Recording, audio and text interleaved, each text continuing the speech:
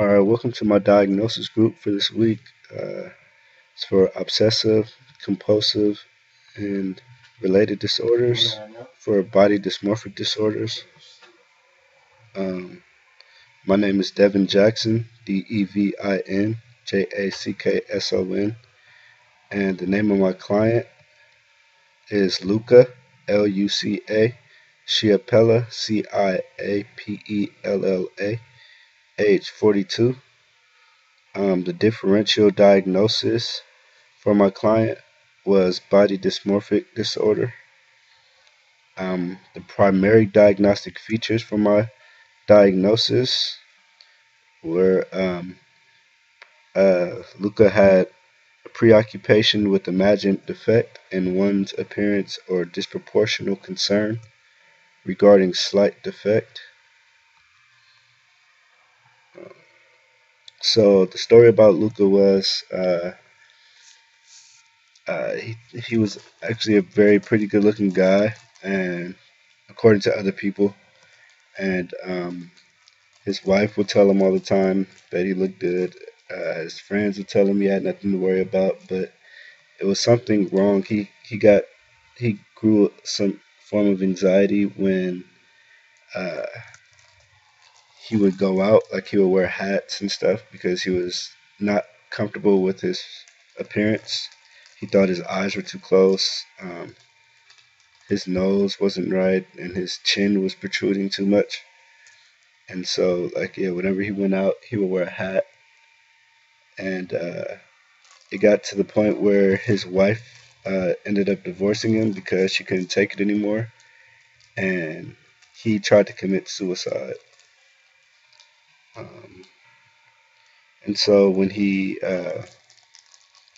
got connected um,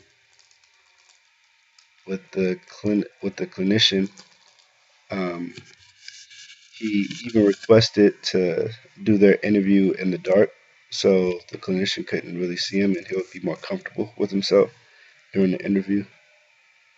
Um, so yeah, he has body dysmorphic disorder.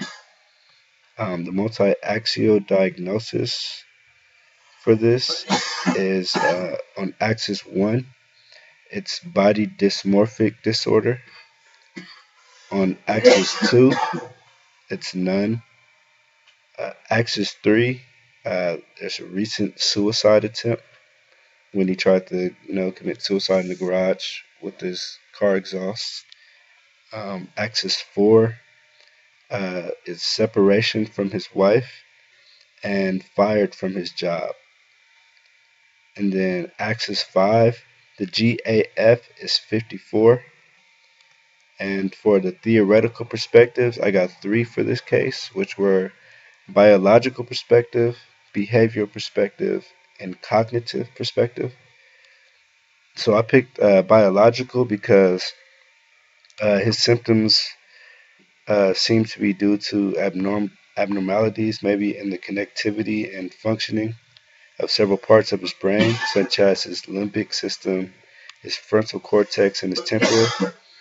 And the abnormalities, the abnormal functionings of these parts of his brain together, like they can cause an issue with deficits in the cognitive and emotional regulation, and also a deficit in the neurotransmitter serotonin has also been known to cause symptoms of body dysmorphic disorder, as well as dopamine. When dopamine is secreted, um, it causes an experience of feelings of pleasure, which causes his behavior to be reinforced. So this can explain why he would look in the mirror for hours upon a time to make himself feel better, For a behavioral perspective,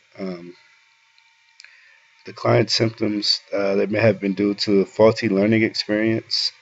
So, like, this started way early on, like when he was in middle school or so. And as his obsession with this appearance, it caused tension and anxiety. So he engaged in compulsive acts as a way to eliminate the symptoms that he experienced.